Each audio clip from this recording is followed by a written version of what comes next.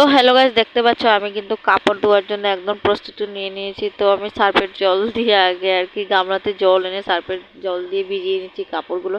তো hello guys, welcome back to my channel Rupali dot Ganesh. কেমন আছে সবাই? আশা করছি খুব ভালো আছে, আমি খুব ভালো আছি। সবাইকে গুড মর্নিং। আর এখন বাজে প্রায় 10টা, সাড়ে 9টা 10টা। তো আমি আগেই ঘুম থেকে উঠে আগে কাপড়গুলো সব কিছু বার করে নিয়েছি। তো সেগুলো আজকে বিছনা পাটি অনেক কাপড় চোপড়।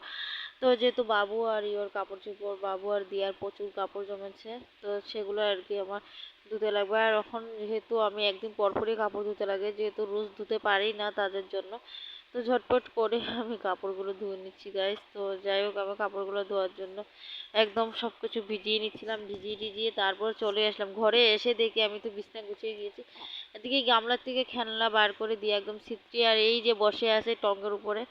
যদি পড়তে পারলে হাত মুখ তো ভাঙবে ভাঙবে। দুজনই বসে আছে, একজনে মোবাইল দেখছিল আর একজনে। তারপর দুজনকে বিছনাতে দিয়ে তারপর আমি কিন্তু এই যে সবগুলো খেলনা গুছিয়ে নিচ্ছিলাম।